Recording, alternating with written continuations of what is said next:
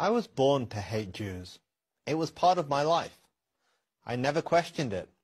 I was not born in Iran or Syria. I was born in England. My parents moved there from Pakistan. Theirs was the typical immigrant story. Moved to the West in the hope of making a better life for themselves and their children. We were a devout Muslim family, but not extremist or radical in any way. We only wished the best for everyone. Everyone except the Jews. The Jews we believed were aliens living in stolen Muslim land, occupiers who were engaged in a genocide against the Palestinian people. Our hatred, therefore, was justified and righteous, and it made me and my friends vulnerable to the arguments of radical extremists. If the Jews were as evil as we had always believed, mustn't those who support them, Christians, Americans, and others in the West, be just as evil? Beginning in the 1990s, speakers and teachers at mosques and in schools began to endlessly repeat this theme. We were not Western, we were not British, we were Muslims, first and only. Our loyalty was to our religion and to our fellow Muslims. We owed nothing to the Western nations that welcomed us. As Westerners, they were our enemies. All of this had its desired effect. At least, it did on me. It changed the way that I saw the world.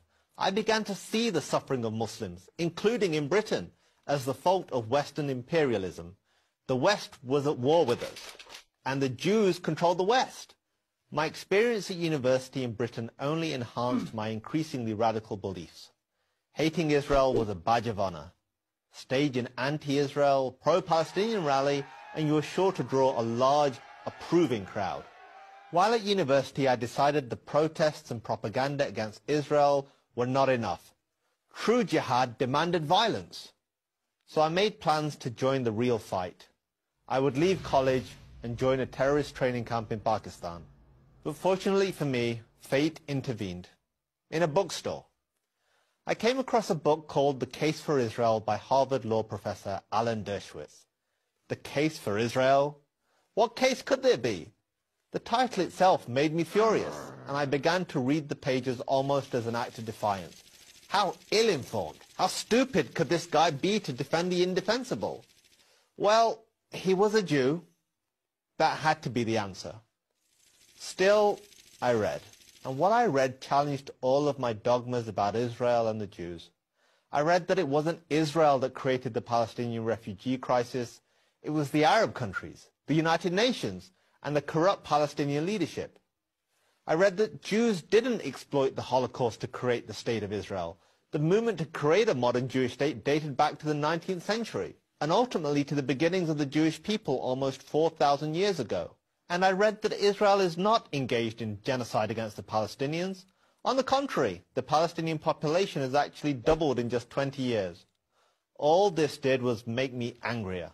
I needed to prove Dershowitz wrong, to see with my own eyes how racist and oppressive Israel really was. So I bought a plane ticket. I would travel to Israel, the home of my enemy. And that's when everything changed. Everything. What I saw with my own eyes was even more challenging than what Dershowitz had written. Instead of apartheid, I saw Muslims, Christians, and Jews coexisting. Instead of hate, I saw acceptance and even compassion.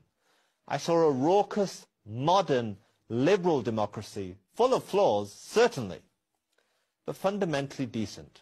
I saw a country that wanted nothing more than to live in peace with its neighbors. I saw my hatred melting before my eyes. I knew right then what I had to do. Too many people on this planet are consumed with the same hatred that consumed me. They have been taught to despise the Jewish state. Many Muslims by their religion, many others by their college professors or student groups. So here is my challenge to anyone who feels this way. Do what I did. Seek out the truth for yourself. If the truth could change me, it can change anyone. I'm Kasim Hafeez for Prager University.